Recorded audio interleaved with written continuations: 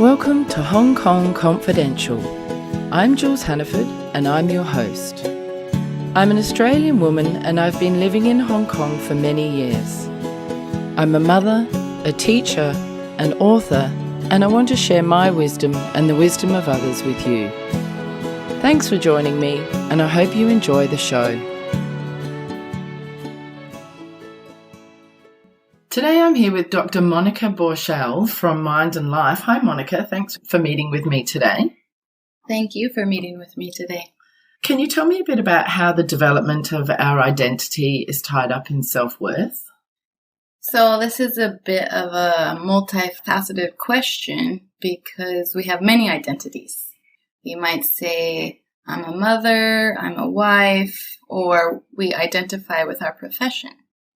So sometimes our self-worth is tied up in our identity.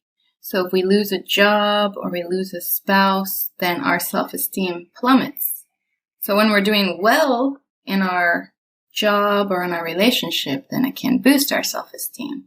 So those two actually go together. That's so interesting. So if we work on building different facets of our life and being happy with them, then that feeds into our identity and that helps build our self-worth. Yes. So it also depends on how much you value things in your life. Everyone has different needs. So some people value relationships over work. Other people value work over relationships. So depending on how these things are going affects our self-worth. Also, the way we talk to ourselves. So people who suffer from depression or anxiety might have a lot of negative thoughts. They might be abusing themselves mentally. So it's a little bit of a complicated situation. How do you recommend that people work on changing that negative self-talk? Negative self-talk, first of all, you need to be aware that you have the negative self-talk. A lot of times we speak negatively to ourselves because we've internalized our parents who might have been negative, or we've internalized society or our teachers, and we're unaware that we're speaking to ourselves the same way. So once you become aware, then you can change your thought patterns. Try to reframe more positive. Try not to mind read other people's thoughts. Try not to predict the future.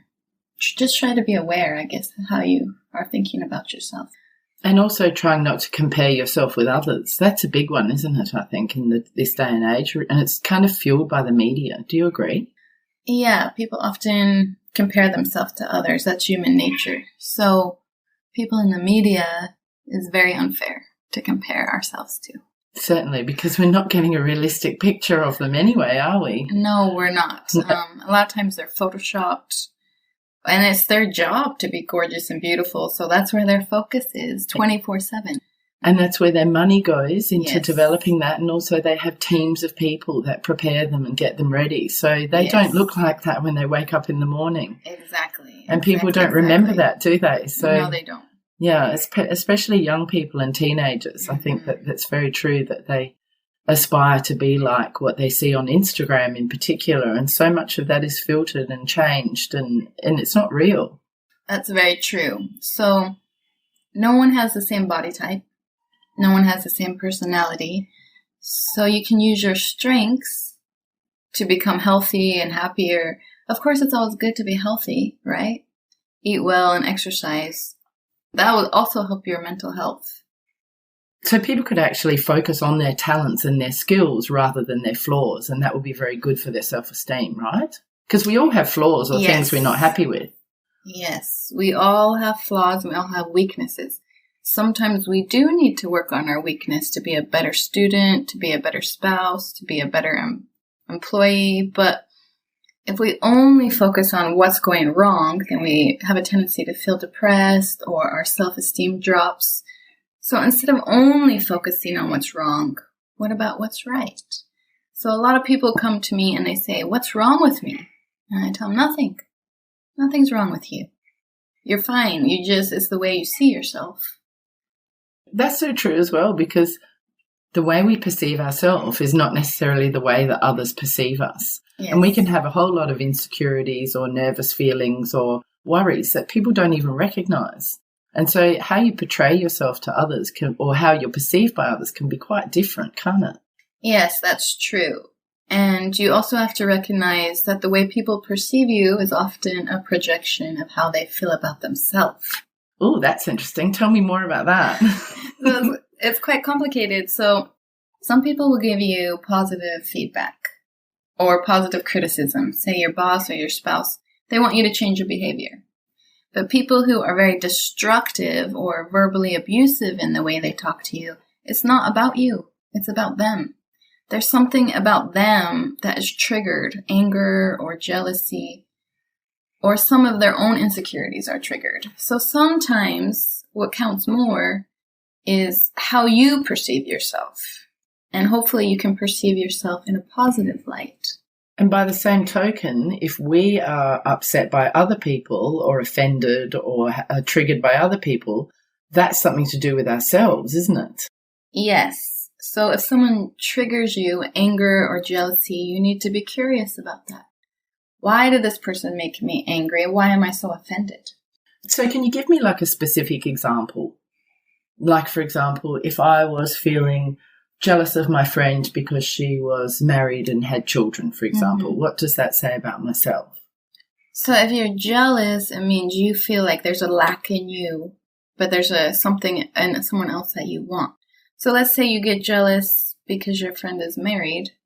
Instead of spending your energy on the jealousy, you spend your energy on obtaining what you want.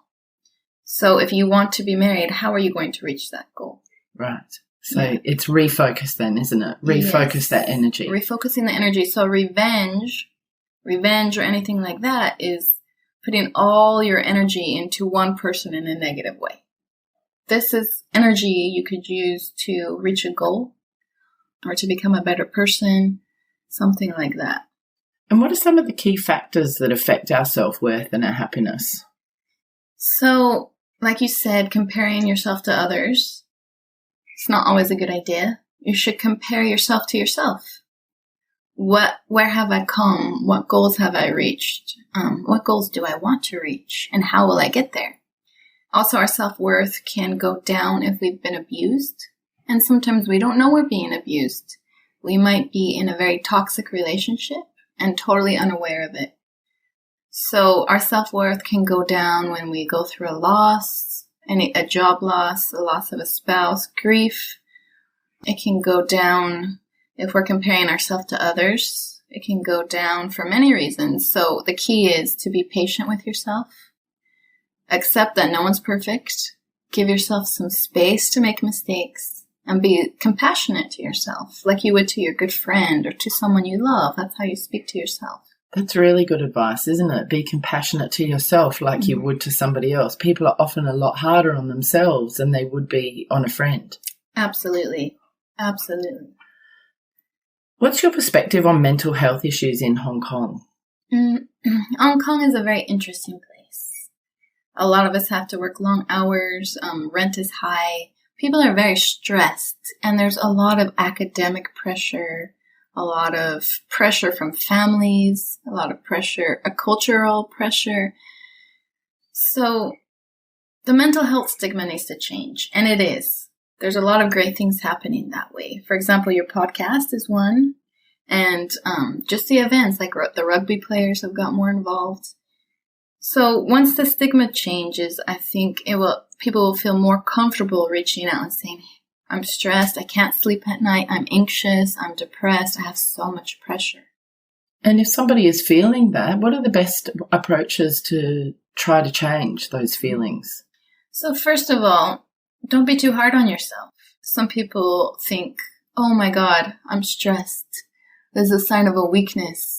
Or I have anxiety, or I have depression. Something's totally wrong with me. More than likely, you're just going through a rough patch. Sometimes depression or anxiety is more than a rough patch. It's a chemical imbalance. But if you don't reach out for help, things will never change. So that's a key, isn't it? Getting help by seeing a counsellor or a psychologist or even your GP to start with, or a school teacher, a school counsellor, things like that. Yes, definitely. What are some of the positive activities that people can do to try and improve their mental health? Okay, so first of all, you need to be aware of what's happening with yourself. If you're depressed, it's always a good idea to get exercise because that gets your blood going. It gets you out of that low fight or flight system. When you're depressed, your nervous system is too low, so you need to activate it. So hiking, going to the gym, any kind of exercise or activity that you like. If you're anxious, you need to calm your nervous system down. So maybe go into nature, get a massage, meditate. Even if you're relaxed by your friends, go speak to your friends. Some people are very introverted and people totally stress them out. So then take some time for yourself. All good advice. So Hong Kong is a stressful environment for people to live. Why do you think that is? Well, there's a lot of people here. So we kind of always feel crowded. And people are sensitive to each other's moods. So if someone's angry, the other person will feel the anger. When people are rushing around Hong Kong, bumping into each other, people get aggressive. And then there's a high cost of rent. There's family pressure. People are living in cramped quarters. People are working really long hours. People are not sleeping well. People are not taking the time to eat well. And people are afraid to say to their friends or family, I'm not feeling well. I'm totally stressed because it's not okay to be weak, but it's not weak to reach out for help. Actually, it's brave. Yeah, and it shows that you have real true insight into how you're feeling. Yes. Do you think people are starting to reach out and ask for help more than in the past? Or do you think there's still a real stigma? There's still a stigma, but thankfully there's been a lot of campaigns lately. So more and more people are reaching out, and that's incredibly helpful, especially in a city like Hong Kong. Do you know about the Are You OK campaign in Australia? It was started about 7 years ago, and they have a day in September every year where everybody's encouraged to ask their colleagues and friends, are you okay? It'd be great if something like that could get started in Hong Kong, don't you think? Yeah, it would. Do you have any ideas how you would go about starting No, that? I was just thinking about it. I just watched a documentary on Australian Stories about the guy who started it. Unfortunately, he died of cancer, but before he passed away, he really got it off the ground, and it's been going quite amazingly. I think something would have to happen with connections with the government. I don't know, but I was just thinking about it. I only watched it about 3 days ago, but I would actually really like to start something like that in Hong Kong because I think it would be incredibly valuable, especially for young people who I think are sometimes the most pressured or they have the least skills to cope with the pressure. Maybe adults have a bit more skill, but it does seem that young people seem to be terribly affected. And if we looked at the suicide statistics in Hong Kong, I think it'd be mostly young people. Do you agree? Well, suicide tends to affect the elderly the most, but yes, there's a problem with young people committing suicide. The thing with teenagers' brains is they're rapidly changing. There's, of course, the hormone development, and they lack impulse control. And that's just the way their brain is developing. So we have to be careful with the impulsivity in suicide. Because an adult might feel really low and say, oh, I wish I was dead. But they don't have the impulsivity to actually jump. And do you also agree that some adults can think about the ongoing consequences to friends and family, whereas younger people don't consider the consequences? Yeah, I think it goes back to the impulsivity again. They're not thinking that far ahead. And it's not that they don't care about their friends and family, they're just being impulsive.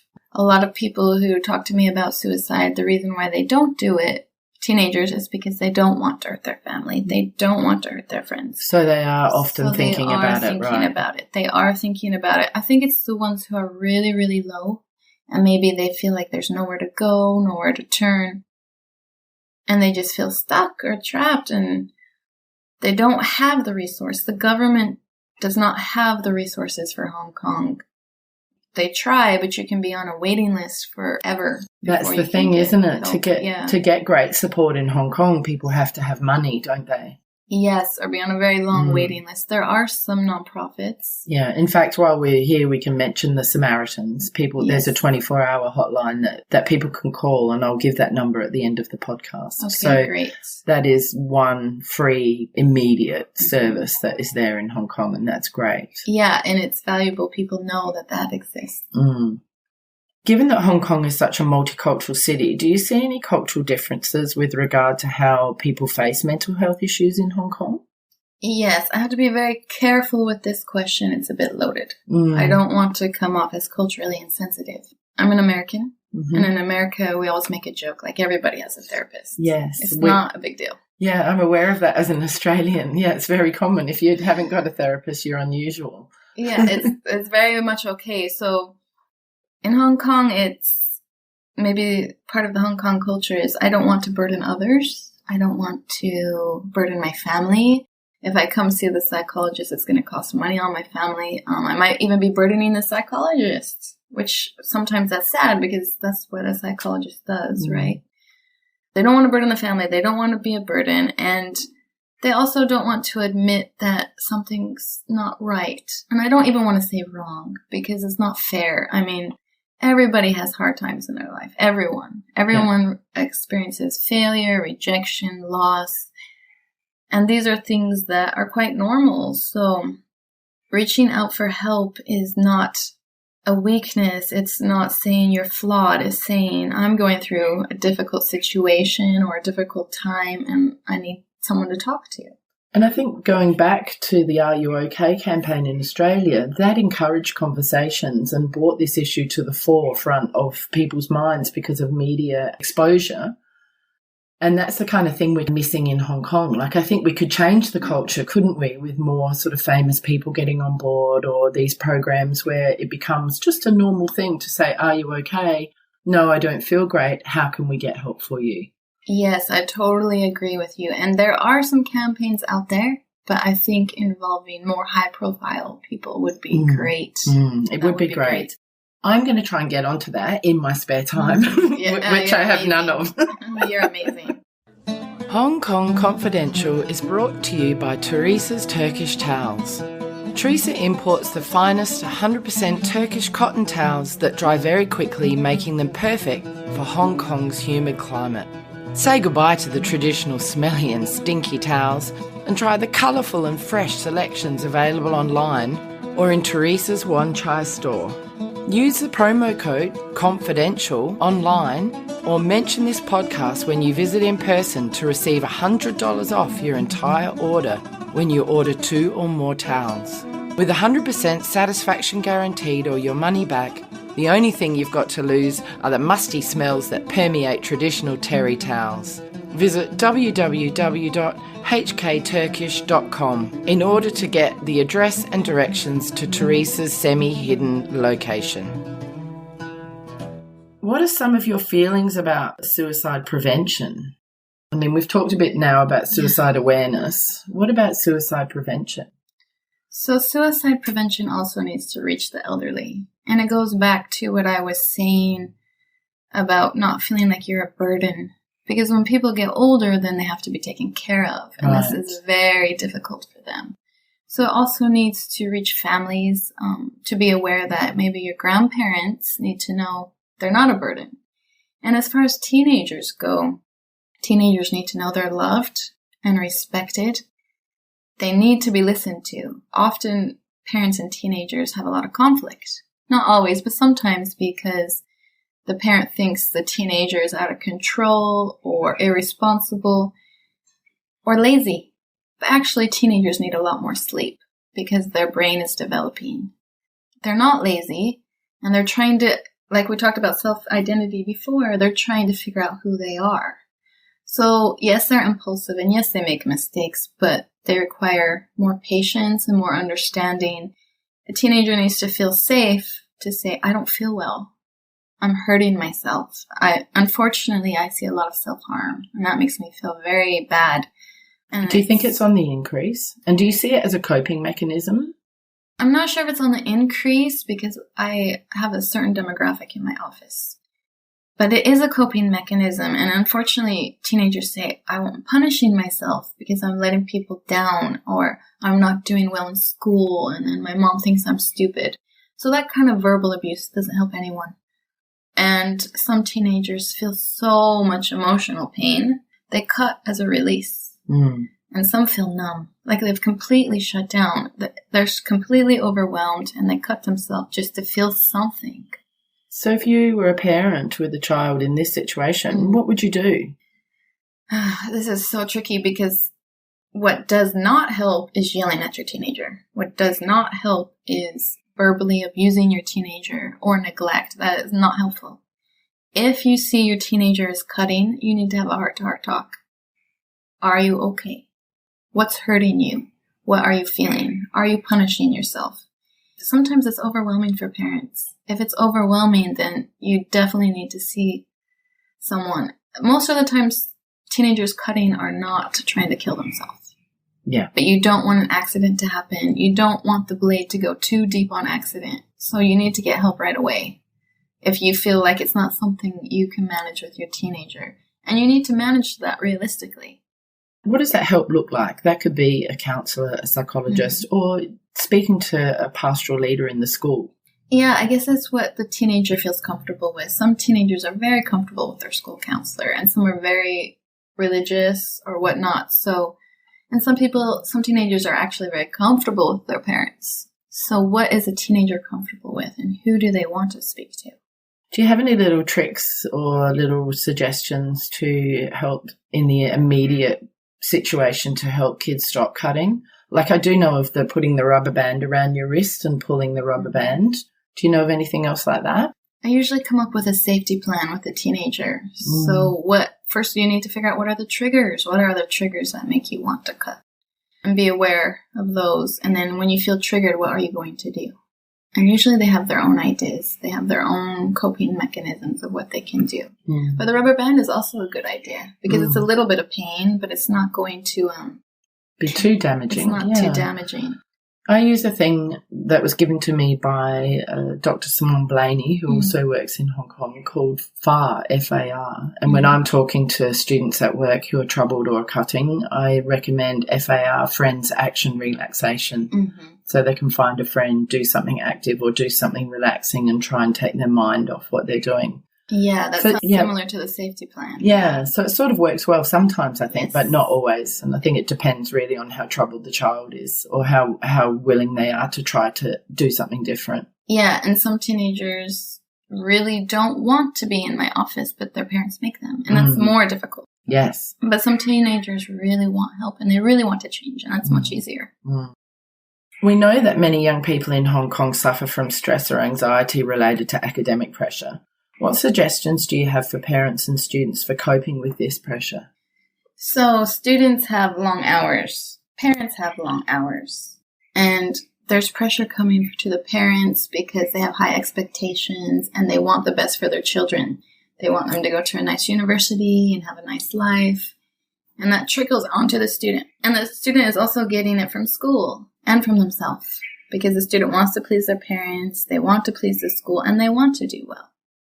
Our brain does not work 8 hours a day. It can only really, truly focus 100% for 1 hour. And then as every hour goes, we lose a little bit more focus and a little more focus and a little more focus.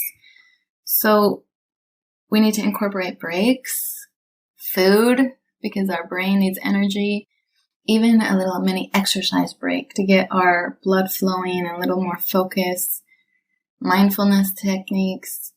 Have you heard of the Pomodoro technique? I haven't. Oh, cool. Google it. It's really good. Okay. It's a technique where there's some videos on YouTube about it, but it's a technique where they study for 25 minutes and then have about a 5-minute break where they give themselves some sort of reward. It could be an ice cream. It could be a little exercise. It could be getting back on social media for 5 minutes. And then they go back and they do another Pomodoro. This can work really well with teenagers, particularly if they have any sort of mental health issues or concentration issues or just struggling with tiredness. Yeah, it's a great technique, even for adults. Even for adults, because our brain fades just as much. But yeah, the younger the child, the less the attention span. So little kids, 3 and 4, they should not be expected to sit for as long as they do. I know. The homework thing in Hong Kong for young children is huge, isn't it? It really worries me. Yeah, it's too intense and there's too much pressure. They should be having play, shouldn't they? And just being allowed to grow and use their imaginations. But there's such crazy academic pressure from very, very young ages here in Hong Kong. And I don't know how we can change that culture in this city. It's quite difficult to change the culture, especially since we're Westerners. We look very culturally insensitive if we tell them that it's wrong. That it's wrong. Because they think, for example, I'll just take Americans. Yeah. Americans play a lot when they're little and they don't go to school until maybe 4 or 5. But that's considered lazy. So you have to look at the culture and what's fair to the culture and what's not fair. And what is their perception? And parents who are doing that feel that they're doing the best for their child and that they're giving them the best opportunity and that they're going to help them to get into the top tier schools and give them a great start in life. So I get why they're doing it. But I don't know how helpful it is for the children's development or for their well-being. It's not good for their well-being and it's not great for their development because if we're talking about self-identity, children need to play to figure that out. When children play, they problem solve, they innovate, and they learn social skills. So these are all incredibly important things. So you see some people, they don't have this opportunity of play, and they grow up feeling like they have Asperger's, thinking, I can't relate to other people, I have severe social anxiety, I don't know how to network, which is incredibly important for business. So you can go to school and you can get into the top tier university, but if you can't relate to others, success is going to be hard to find. It's going to be difficult because we're social creatures. No matter what culture you're in, we have to interact with other people usually, unless you're working behind a computer all day. And really, quite often, success is measured by how we form relationships and how they function, isn't it? Yeah, as I was saying earlier, some people really value relationships and others don't. And that's okay. If you value relationships and you can't find it and you can't work it out and you can't figure it out, it's really hard. Really, really hard. And getting back to the academic pressure and stress, do you also recognise that young people in Hong Kong stay up very late and they cram and they don't get enough sleep? This is a huge problem, I feel. It's a very big problem because it's actually counterproductive. If you go to school all day, your brain is very tired. And your body is very tired because you've been sitting, you've got little to no exercise, right? So then you come home and you have 4 more hours of homework and then you're just barely squeezing in dinner and you're not putting in any social time and you're not putting in any playtime. You go to bed, you go to sleep, and you wake up and you do it all over again. That's not a nice life for a child, for a teenager, for an adult. We need to have more of a work-life balance in Hong Kong. It's very serious. Yeah, it is very serious. And I'm always telling my students, I'm like, you should be in bed by 10 o'clock on a school night, and they're just like. That's even late. Yeah, I know that, but I'm trying to be realistic because. You're trying to be reasonable. I'm trying to be realistic because they're not going to bed till 1, 2, 3, 4 in the morning. I cannot believe how they feel that cramming and staying up late is the answer instead of doing what they can and then negotiate. That I think it even digs them deeper into a hole. It does dig them deeper because they can't focus without sleep. And you can't function without sleep. So then you're falling asleep in class, and even though you're sitting in class, you're spaced out. You're not really there. So then you look at your homework and you have no clue because you couldn't focus in class because you didn't have sleep. Yeah, so if we could change that balance and have kids getting more sleep, just doing the 3 hours of homework up until 10 o'clock and then getting 8 or 9 hours sleep, shouldn't they be getting as teens? And then they can focus better at school. They may be able to be more productive in the classroom, and they can also go and talk to their teachers and negotiate deadlines and ask for help. And, I think there's this thing of just this panic and work till 4 in the morning rather than looking at other options. Teachers are human. They understand stress and pressure.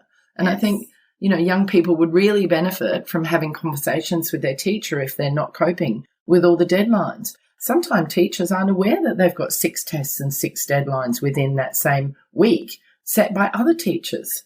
That's very true. So if the young people talk to the teachers and say, this is what's going on for me, that teacher may go, oh, gosh, I had no idea. Let's change your deadline to a week later. Yeah. So all of these things you're talking about give teenagers a lot of anxiety, and students in general a lot of anxiety. So personally, I would like to see teenagers go to school at 10 a.m. Yes, so research shows that it would be better for them, doesn't it? It would be better for them because they need so much sleep and they're not going to bed on time.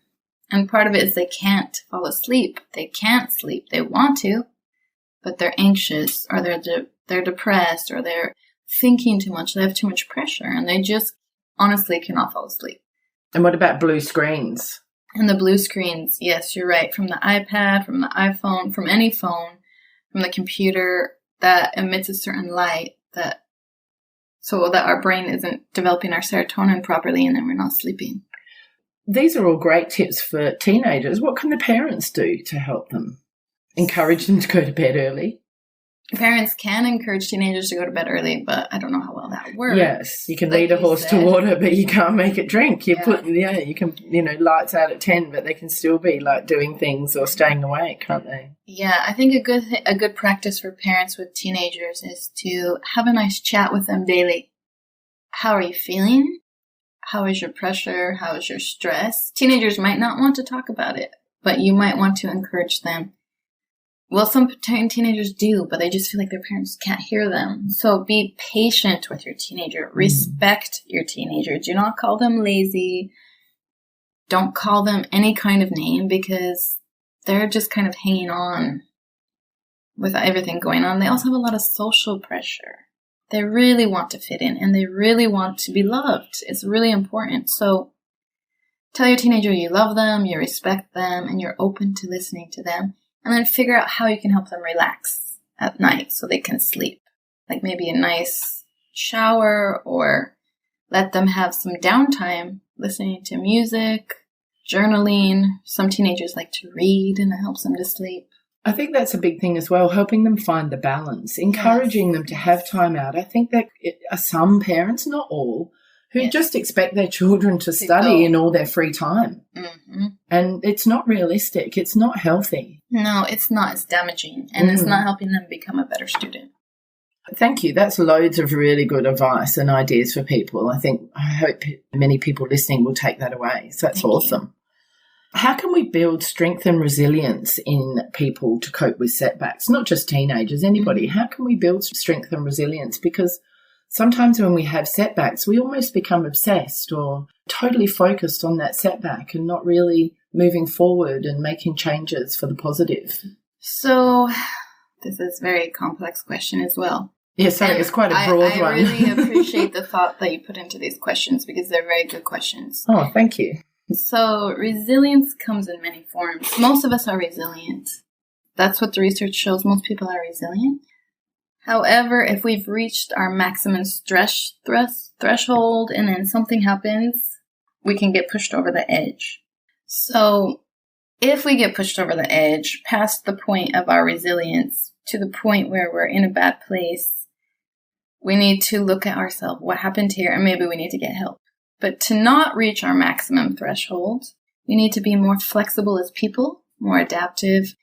If something goes wrong, let's say a breakup or a bad grade or some kind of rejection or failure, we need to look at what happened and use it to learn and grow and become stronger.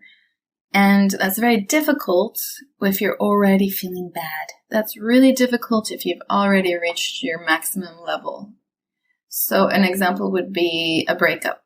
I'm going to use that for teenagers, because for teenagers, it might be their first love. And it's quite heartbreaking.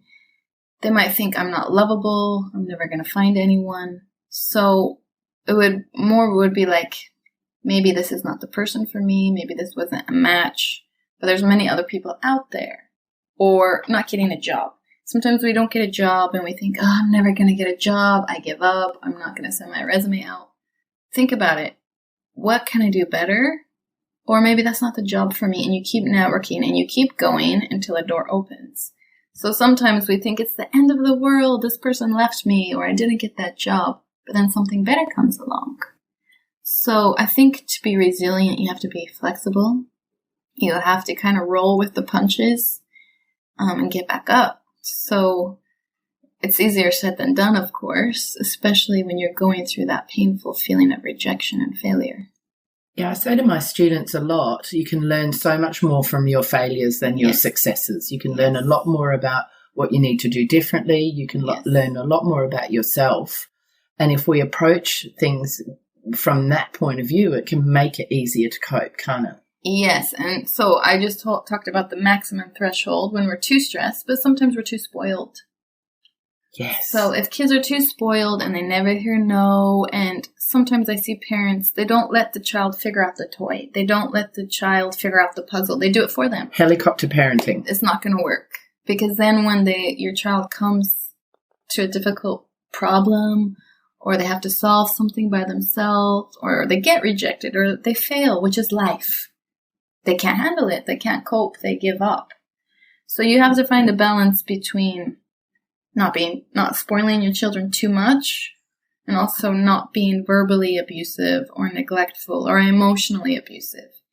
Everything is just this fine line. We're always doing a balancing act as humans. That's why it's okay if you get pushed over the edge. It's going to happen from time to time. It's okay to ask for help when you have been pushed over the edge. And you think about it, parenting is one of the only things in the world we don't have any training for. There's no license. There's no regulations. Yes.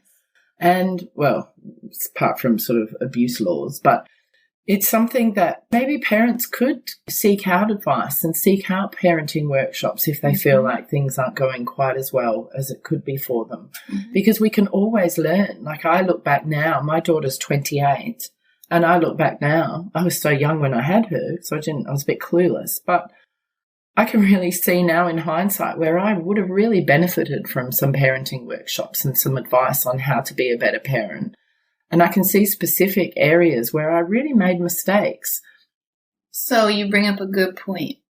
There's no such thing as a perfect parent. No, and that's okay not to be perfect. Yes, just a good enough parent. And hindsight is always 20/20. And you're going to make mistakes as a parent. You're going to. So as a child, as a teenager, as a parent, as a spouse, as an employee, you need to give yourself some space around error and be kind to yourself, because we're all going to make mistakes. And there's a difference between making mistakes as a parent where you could have done things differently compared to being abusive and nasty and mean, which is just completely dangerous and just is illegal, by the way. Yes. Physical abuse is obvious, but emotional abuse is less obvious. And people don't even realize they're emotionally abusing their children. Especially if they come from that upbringing when they were younger. Yeah, so they feel like they're just sort of, it's normal in how they grew up. Yeah. Yes, so like you said, children don't come with manuals. So people just, this is how I was raised, so I'm going to keep doing this. This is what my culture does. This is what my religion does. This is what my family does. And so the patterns continue. And how can parents break those patterns? I guess obviously firstly they've got to be aware. And the internet's a great resource, isn't it, to learn more about good parenting? Yeah, there's always resources on the internet, and sometimes they're conflicting. So you have to be analytical in a sense. What is good advice? What is bad advice? I was reading your webpage, and I wonder what you mean by family emotional intelligence. Okay, so families are quite dynamic because there's many people involved. So even a relationship is quite dynamic between the two parents. They might come from different cultures, religions, backgrounds. So there might be some conflict there even. Especially in Hong Kong where we're so multicultural. Yes. So first the parents need to understand each other. How can they reduce the conflict in the home? And then they need to understand their children better. So people have a high expectation sometimes of their children. And that's not always fair. Because children are half of the mom, half of the dad.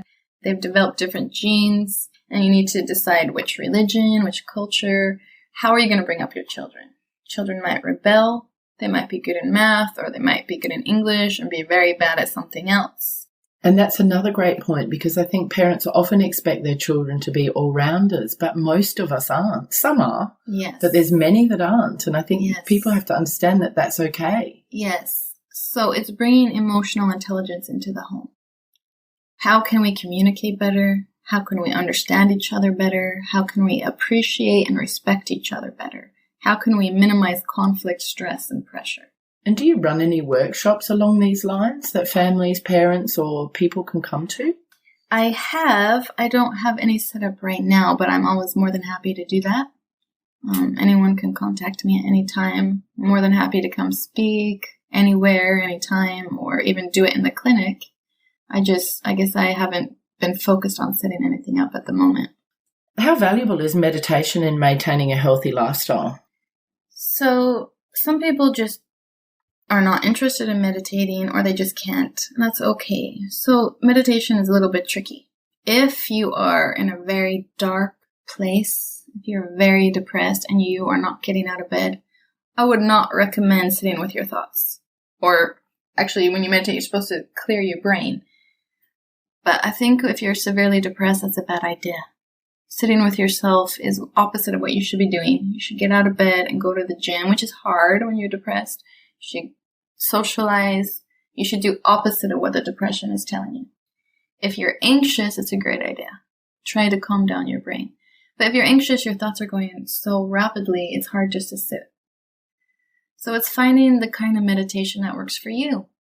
So runners, running is their meditation. Listening to music can be a meditation. Getting out into nature can be a meditation. Podcasts can be a meditation. Podcasts can be a meditation. Anything that helps you to feel like you're in the zone or your brain has been cleared is great. And there's even guided meditations. I do some of those. And then there's self-hypnosis apps. So there's so many different practices for meditation. There's walking meditation, the way the Buddhists meditate. You just have to find what works for you. And there's a couple of great apps that we can mention to our listener, the Headspace app, the Calm app, the Reach Out and Breathe app. Mm-hmm. There's plenty of apps online that can help people if they want to start meditating. Yeah, I really like Mindify. It's self-hypnosis, and there's sleep apps. There's even overcoming rejection, overcoming failure. So those are also great. There's an app for everything. There is an app for everything. Oh, how times have changed in the last 12 years. Can you explain the mind-body connection and how we can enhance this connection in our busy day-to-day lives? Yes. So oftentimes we've forgotten about our body. So if we take it back to children and play, they're not really, let's say really small, 2 and 3, they're not really using their verbal capacity. They're not really using their brain. They're using their body, and babies as well. Babies can't speak, they can't do anything, so they feel everything in their body. If you see a 3-year-old having a temper tantrum, he throws himself on the floor. What he's feeling in his body is so intense. But as adults, we learn how to reason, and we become very stuck in our brain, and we forget about our body. We're not paying attention to our body cues, such as, when I feel angry, where do I feel it in my body? If I'm really stressed, am I paying attention to my immune system? So the first thing is to be aware of what's happening in your body. Where do you feel stress? Where do you feel tension? Where do you feel anger? Because once you know that, you can breathe into that area. If you're afraid, where do you feel it? Is it in your stomach? So you can even meditate on that area and release that tension. So if our body is off, our mental health can be off. If we're not healthy, if we're not eating right, if we're drinking too much, then our mental health also is affected. And when our mental health is affected, our body is affected. So if I'm stressed, then I have a lot of stress hormones in my body, and I'm more likely to get sick.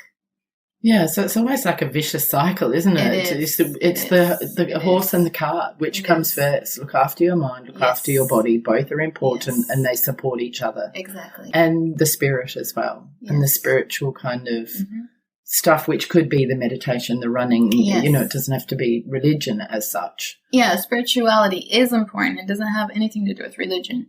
It's just connecting to yourself, connecting to others, and connecting to the universe or God, nature, whatever you believe, whatever you're connected to. It's interesting how priorities change in the different stages of life. As a teenager, and then perhaps a young woman, and then now as an older woman, my priorities and the way that I operate and change. And I think people need to be more aware of that and move with those changes. And you've said that earlier, didn't you, about being more flexible and being more open to change. It's important, isn't it? Yes, and it's so difficult because we all hate change. We don't want to have a breakup, or even marriage is so ridiculously hard, right? We get married and all of a sudden it feels like everything changes. Having a baby is so hard. Menopause. Yeah, everything is so hard, and we fight it. We fight the change. We fight it. But we need to embrace the change as much as we can, accept it, especially if we can't change it. Like menopause, we can't really change it. We can embrace it. I read this article by a Navy SEAL, and he says, embrace the suck. Right. Because once you embrace it, then you can work with it and learn from it and use it to your advantage, believe it or not. Every failure, every rejection, every hard time, you can use to your advantage. Yeah. And if you look at things from that perspective, then you're less likely to fall into depression or anxiety or other mental health issues. Yeah, if you can be flexible and open and balanced, but if you reach your maximum threshold and you do find yourself in anxiety or depression, that's okay. It is something you can get through. It is not the end, and there's always hope. So when people are in a bad place, they can't see anything but the pain. They can't see anything but the darkness. But the other side of darkness is always light. And like you said earlier, many people feel like they don't deserve the help or they're not worthy of the help. But they really need to fight that feeling and get the help, because they don't always have to feel like they're feeling. Yes, exactly. So when you're in the dark, you think you're always going to be in the dark. But it's not true. There's always hope. There's always a solution to every problem. Always. What are some quick and easy ways that people can build their energy levels? Apart from obviously drinking water, eating properly and sleeping properly. Increasing energy levels. Well, everything you said is correct. You can think about something that excites you, something you're looking forward to, something you can't wait for, right? So for some people, it's, I can't wait for the weekend. Or I'm really excited about this project. If you don't have anything to look forward to, it's hard to have energy. It's hard to feel motivated. That's very good. That's so true. That's so true. Hope and having things to look forward to is such an important part of our lives. What do you recommend for people who are struggling with mental health? Oh, we've done that. Forget that. I was looking on your website and I found an event that you've done called What's Love Got to Do with It? Can you tell me a bit about what that event was? Yeah, so I specialize in attachment and loss, and attachment is our relationship styles or how we believe we deserve love or don't deserve love. So I did a workshop because people are always asking me, what do men think? What do women think? And I don't know, but I can tell you the biology behind love. I can tell you how your attachment style affects your relationships. Well, how do you evaluate someone's attachment style? So attachment is complex because our first relationship is with our parents. And that's our first attachment style. But attachment style is flexible.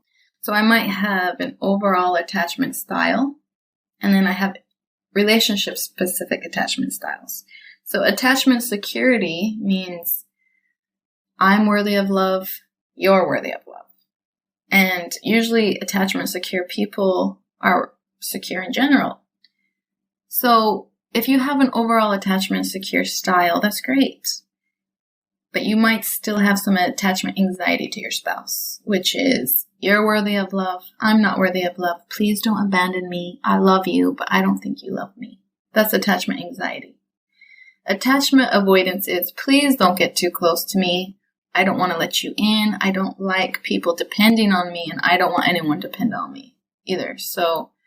Or I don't want to depend on anyone. So attachment avoidance tends to go with attachment anxiety.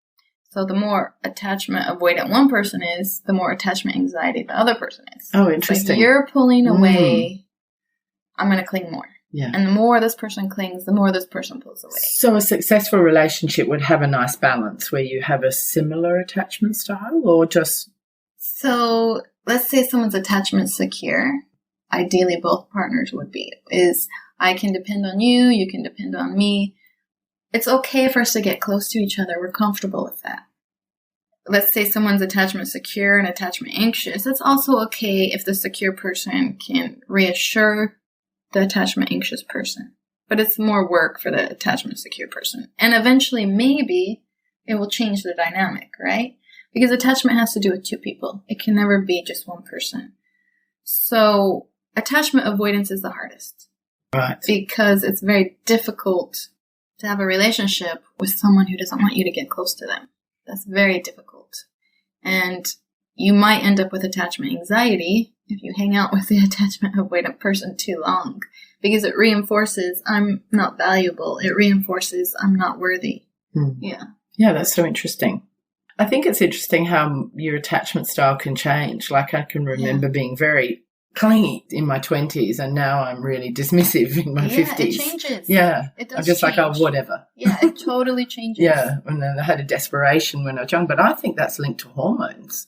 It can be hormones. It can be life events. It can be just becoming more comfortable with yourself. Yes. Yeah. And priorities changing. Priorities change. Yeah. And then if you've been with someone for a long time, you might become more attachment avoidant. It just depends. I mean, relationships are work.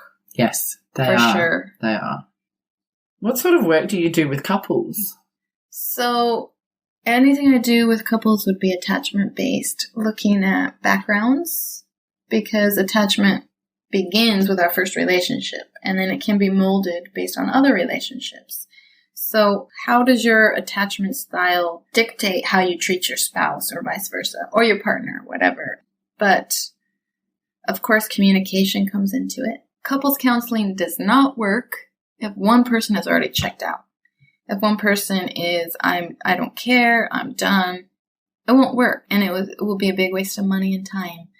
So if you feel like you do not want to work on the relationship, do not go to couples counseling.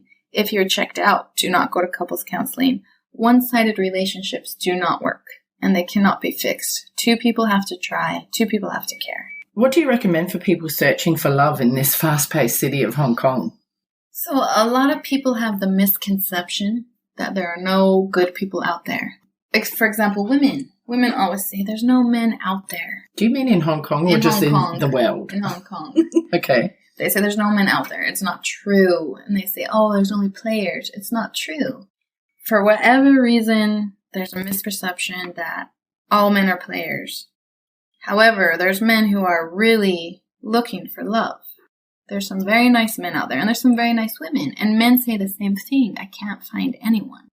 So first of all, you need to know what you're looking for.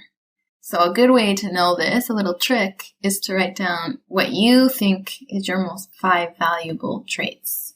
Okay, pass me a pen. It tends to be what we're looking for.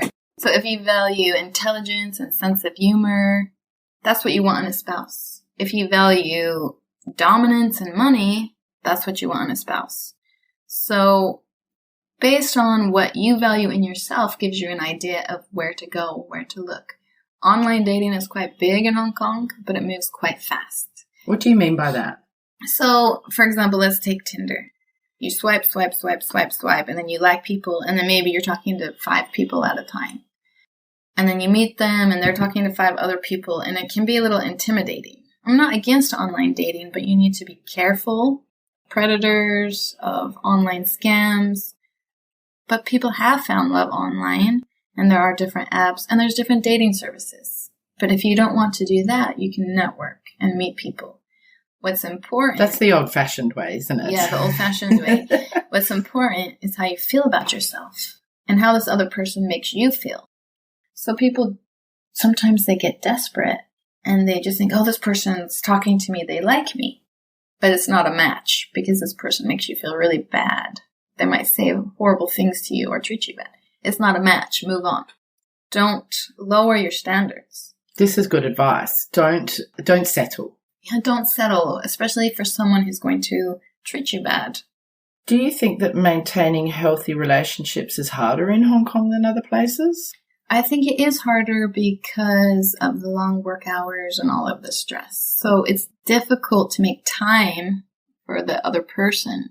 You have to really work on that.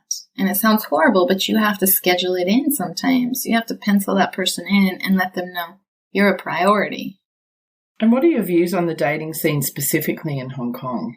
I think that Hong Kong is, like you said, multicultural, and there's so many people here. And you can find love in Hong Kong. You can, absolutely. You just have to believe that there are all kinds of people here, not just one kind, not just players or not just gold diggers. There's many different kinds of women, many different kinds of men.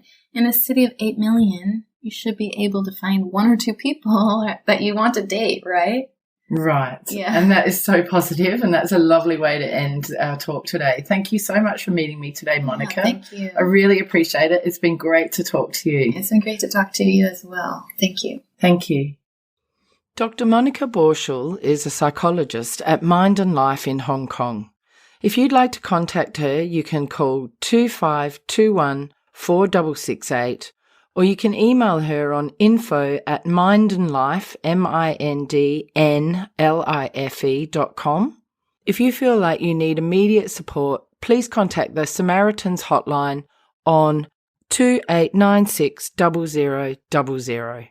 If you live in another country, please contact a lifeline or a crisis line in your local area. Hi Confidants, I want to tell you about my Patreon page. I've joined Patreon in the hope of getting sponsorship for my Hong Kong Confidential podcast. Patreon is a great way for my listeners to get on board and sponsor me with monthly payments, and that goes towards my production costs and rewards for my members. If you're interested in checking out my Patreon page, please go to patreon.com and search up Jules Hannaford or Hong Kong Confidential. I would really appreciate you visiting my page.